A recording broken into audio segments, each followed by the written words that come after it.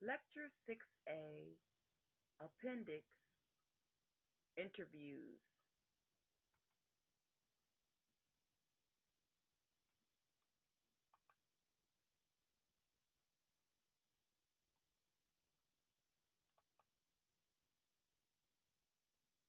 An interview is a planned, structured conversation in which one person asks questions and another person answers them.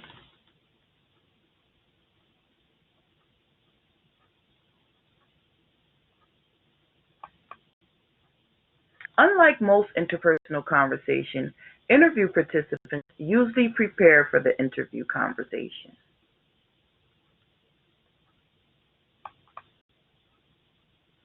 The success of any interview depends on preparing a list of good questions.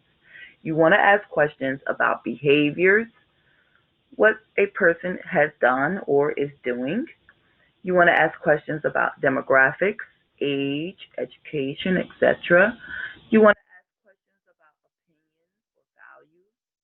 You want to ask questions about knowledge, for instance, facts. And you want to ask questions about experiences. Now, there are types of questions in interviews, and they are open and closed. And with, within open and closed questions, you have neutral and leading questions. We also have primary and secondary questions when we talk about types of interview questions. Open questions are broad based probes the interviewee uses to provide perspectives, ideas, information, feelings, or opinions as he or she answers the question. These types of questions are used by the interviewers to encourage the person to talk, allowing the interviewer an opportunity to listen and observe. So take your time to think about your answer and your responses. Closed questions are the second type of interview questions we discussed and identified rather. Narrowly focused, and they require the respondent to give very brief one or two word answers, yes or no. Interviewers use these closed questions to control the interview and obtain specific information quickly. Open and closed questions can be either neutral or leading.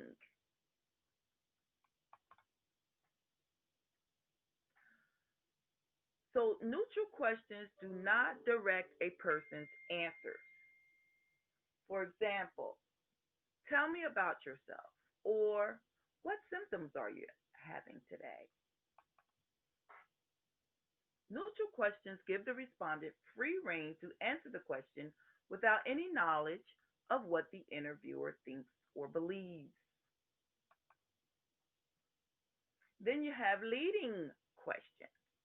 Leading questions guide respondents toward providing certain types of information and imply that the interviewer prefers one answer over another. Was your symptom as painful as a migraine? Neutral and leading For neutral and leading questions, most types of interviewers tend to lend, tend to use or prefer neutral questions. So when we're talking about neutral and leading questions, neutral questions are usually preferred in interviews. There's also primary and secondary questions in an interview.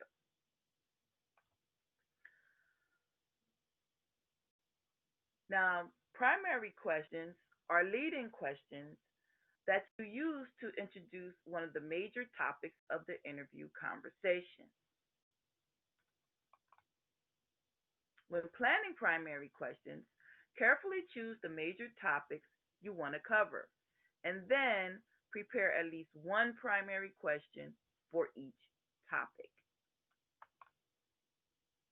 Secondary or follow-up questions are designed to probe the answers that the interviewee uh, gave to the primary question.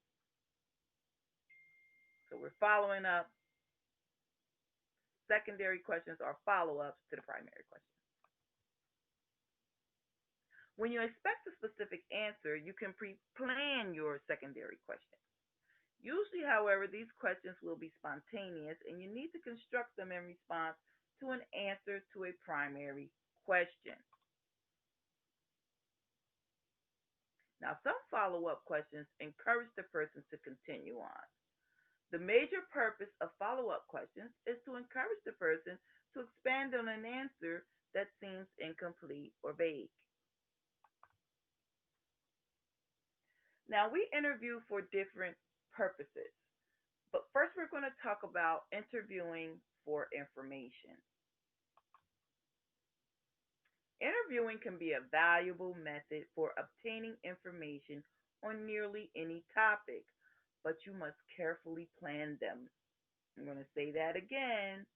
You must carefully plan them. Okay, you have to carefully plan your interview. Now, planning includes clearly defining the purpose of the interview, selecting the person or people that you're going to interview, planning the interview protocol, and conducting the interview. Defining the purpose. Now, informative interviews require a clear, identified purpose that can be summarized in one sentence. Without it, your questions will probably have no direction and the information you received may not fit well together. Selecting the best person to interview. The first thing we do is do our research. In some situations, it's obvious who you should interview, but at other times, locating the right person to interview can be a challenge, especially when you need expert answers. You will have to do your research before you can identify the right person. So we've identified our person. We did our research to identify the person. Now, next thing we do is make an appointment. Once you have identified the right person or people to be interviewed, you're going to contact them to make an appointment. Now, when you're doing this, making this appointment, you want to be sure to clearly state the purpose of the interview, how the interview information is going to be used, and how long you expect to take in the interview. When setting a time and a date, you need to be flexible by suggesting several dates and time ranges. Okay, you don't want to bother your interviewee with information you can get elsewhere. Developing the interview protocol. Okay, what's that? Protocol. It's the heart of the interview. It's your questions. Okay, the interview protocol is an ordered list of questions that you have selected to meet the specific purpose of the interview. Okay, so with your interview protocol, the steps for your interview protocol are these. You want to list the topic areas to be covered in the interview. You want to prioritize the list for importance.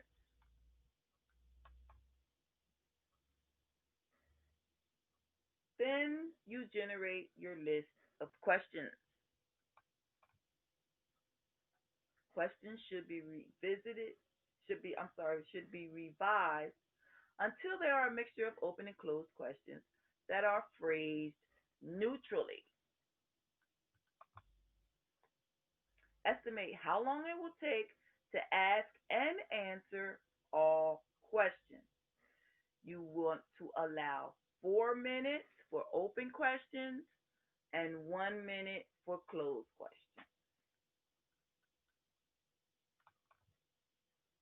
If you start to exceed your time limit, eliminate some questions from each topic and severely trim those from less important topics. So remember, once you got them in that ordered list of importance, prioritize that list. You'll know, okay, I'm going over, these are the questions I can skip, so that you know which questions you absolutely have to ask, and those that you ran out of time now, you can't get those in. Develop a sequence for the questions. Initial questions should be short and designed to get the interviewee involved in the conversation. Opening questions should ask for facts. Leave more complex and controversial questions for later. You don't want to start off too heavy. Reproduce your interview protocol, leaving enough space between your questions to take complete notes of the answers. So leave a little space there so that you can write in some notes. Now you're ready to conduct the interview. 5 steps. Number one, you want to be courteous. Number two, listen carefully. Number three, keep the interview moving. Number four, ensure nonverbal reactions keep with the tone you want to communicate. Okay, don't like start showing your hand that you think this person's a little weird right now, or you don't agree with them, because once they start seeing that, they may draw back. And now you've caused some noise in the communication process. You've caused it. So be mindful of those nonverbal reactions. And fifth and final of the 5 steps for conducting the interview is to get written permission for exact quotes.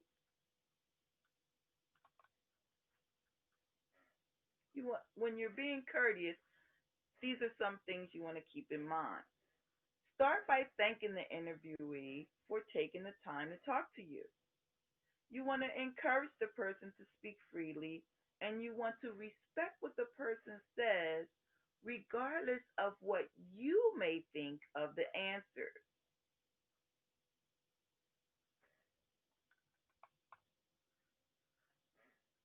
When you're conducting the interview, you want to listen carefully. Paraphrase what the person said to assure yourself that you really understand him or her. They may correct you.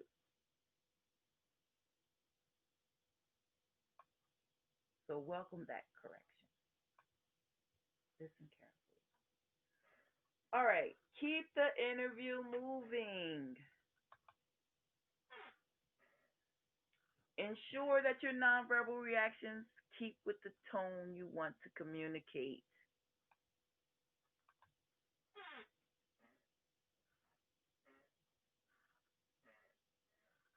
How you look and act is likely to determine whether the person will warm up to you and give you an informative interview. So you want to maintain good eye contact.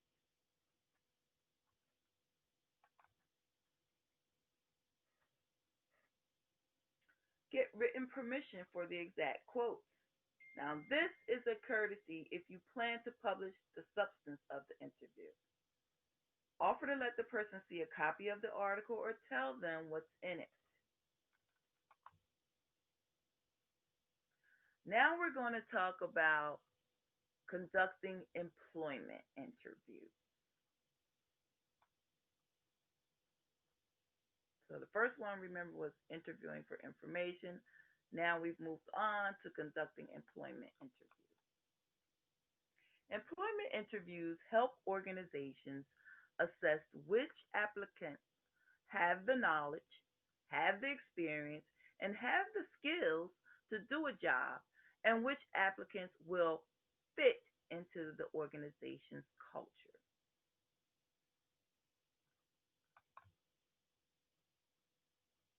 Interviews allow organizations to evaluate number one, personal characteristics. What's your energy? What's your enthusiasm? And number two, interpersonal skills. Okay. Listening, conversing, and listening. What type of interpersonal skills do you have when you're speaking with people and when you're listening to people? Preparing the interview. Okay, the first thing we do is do our research. Be familiar with the knowledge, skills, and aptitudes that someone must have to be successful in the job. This also means studying the resumes, references, and if available, the test scores for each person you will interview. Okay? Know what you're looking for as the interviewer.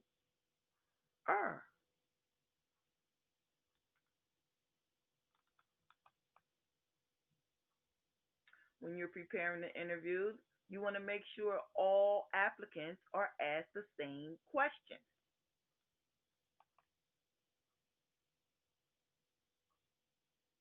Make sure questions selected allow applicants to disclose information you will need to know to make an informed hiring decision. Again, with that protocol, ask the right questions.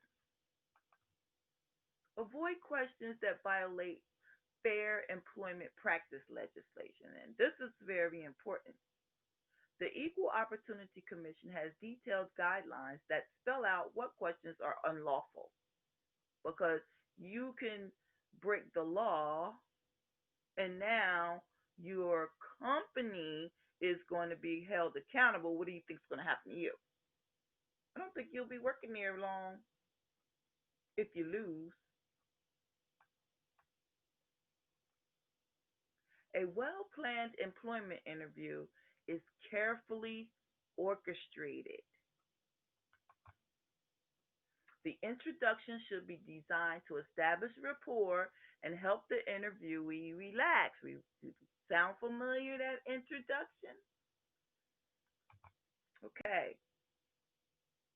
Warmly greet the applicant by name, shake their hand, and introduce yourself to them. If taking notes during the interview, explain that to the interviewee as well. Okay, so if you're taking notes or you're taping them in the interview, you want to explain all of that as well.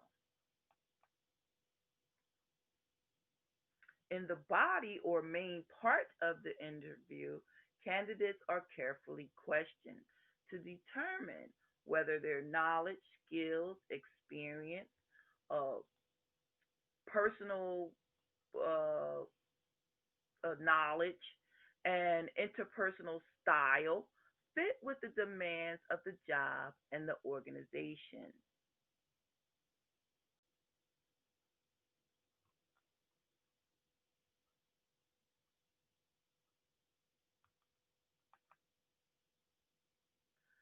Keep the interview moving. Give applicants sufficient time to answer your questions because you might want to preview your interviewee beforehand and the time you expect to spend in your conversation.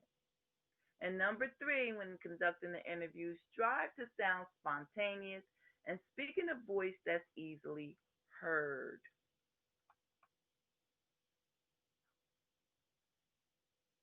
Be sensitive to nonverbal messages you are sending. Remember, even when we don't intend to send messages, we do oftentimes. Don't lead applicants through your nonverbal cues. You want the pure response from the interviewee. Use follow up questions to probe answers that are vague. In the conclusion of the interview, tell the applicant what will happen next. Okay, so we talked about the introduction. We talked about what we're going to do in the body part of the interview. Now we're talking about the conclusion. These are the things we need to do. Explain how and approximately when the hiring decision will be made. Explain how the applicant will be notified. And you want to remain neutral. Don't mislead, provide false hope, or discouragement.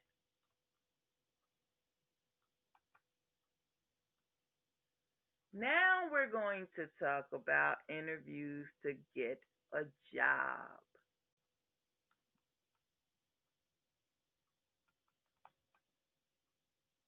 Now, being able to present yourself successfully in a job interview is an essential skill that you may engage in repeatedly during the course of your career. Okay? So remember, you need to plan for it. So let's talk about the things we need to do to get a job. Okay. First thing you got to do is write a great cover letter, prepare your resume, and we're going to talk about, you know, participating in the job interview itself.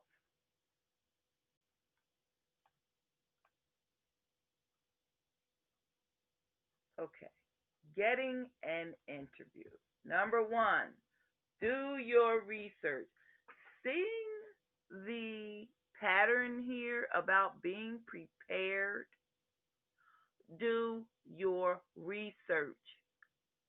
And we're going to find throughout the class period for our speeches, you've got to do the research.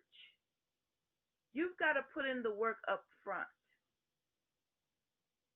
Know something about the job requirements and about the company. Okay, so research that job. Know about the job requirements and about the company. What does your company make? What do they do? How are they? What's their reputation around the world? How do they treat their customers? How do they treat their employees? What controversial things might be out there that exist for the company? You want to do your research.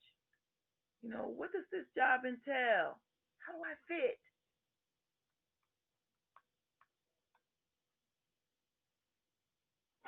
So after that, you're going to write an effective cover letter. Cover letter is a short, well written letter expressing your interest in a particular job. You want to focus on the employer's needs, not your own. That's why you did the research, right? What do they need? What are they looking for? What type of person are they looking for? How do I fit in there? Capture the reader's attention. Demonstrate your qualifications and request an interview. Number three, prepare a professional resume. A resume is a summary of your skills and your accomplishments. It's basically your silent sales representative. Now, when you're preparing your resume, you want to make sure that your resume is easy to read, that it highlights your accomplishments, and it is short.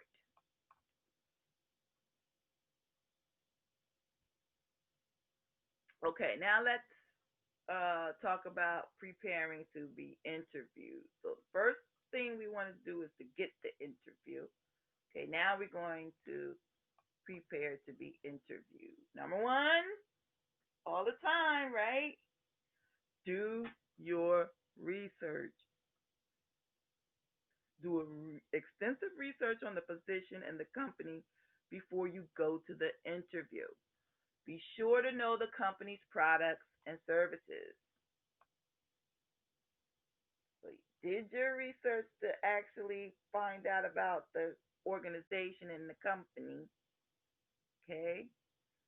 Now you're going to do a more extensive research on the position and the company before you go into that interview. You're going to know all about their products and services.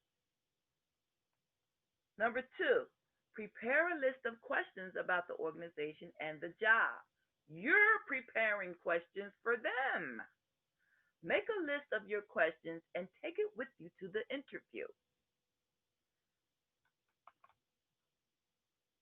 Number three, rehearse the interview. Okay, several days before the interview, spend time outlining the job requirements and how your knowledge and skills and experience meet those requirements. You're going to practice answering questions commonly asked in interviews, and you can just Google that information um, to come up with what are the most asked questions in the interview. Surely they may be ask you something else other than a list of questions that you've come up with, but at least maybe you can be prepared for some of the obvious ones. Okay, number four is dress appropriately. First impressions are lasting. Be well groomed and neatly dressed.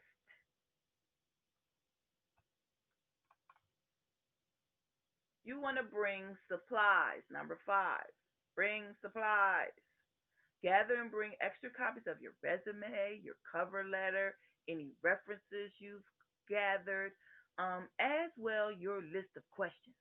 And have a paper and pen to make notes, to take notes on anything that's being said that you think you might forget and that it's important. Showing these people how prepared you are when you get to that interview goes a long way towards standing out from other candidates. Now, what do we do during the interview? First part we were talking about, preparing to get there. Now we're there. First thing, you want to use active listening.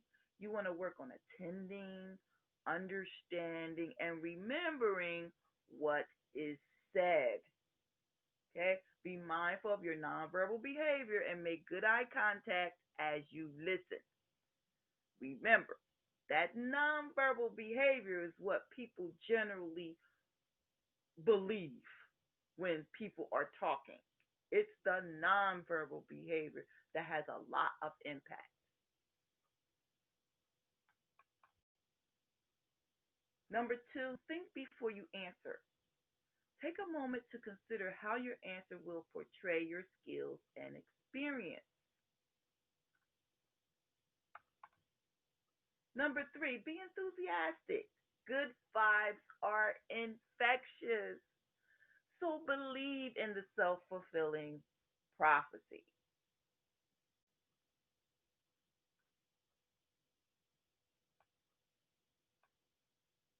Number four, ask questions.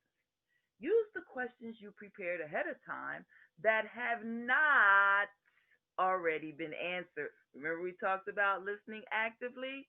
Okay, so yeah, you've got those list of questions, but don't be a robot. If they've already answered that question, don't ask it again. Okay, move on. Be mindful. You might even can check them off after somebody's answered them so that you know that's already been asked and answered. Don't ask it again because you are selling yourself. You're trying to get a job. You're trying to let them know that you're a good communicator. No, no, no, no, no. You're a great communicator.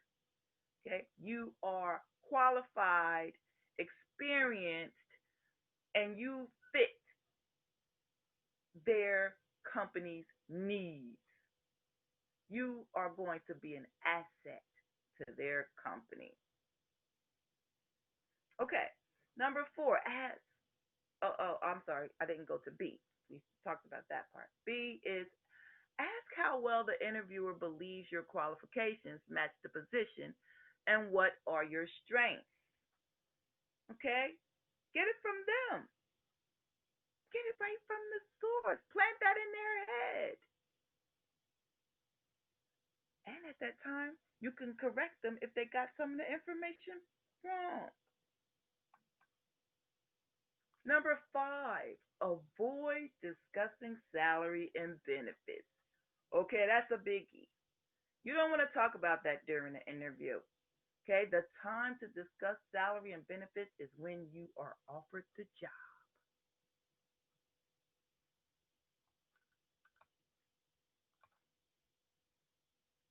All right, so now what do we do after the interview is over? What's the interview follow up? Three things. You want to write a thank you note. Okay, make it brief and thank them for the experience and re express your interest in the job. You need to do that immediately, as soon as you get home. Okay, you want to self assess your performance, how well you did, and how you could have made it better because you can always improve. And number three, you want to contact the interviewer for feedback.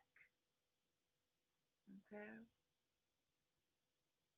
you want to ask them about what things do they think you could have done better, or that you did well.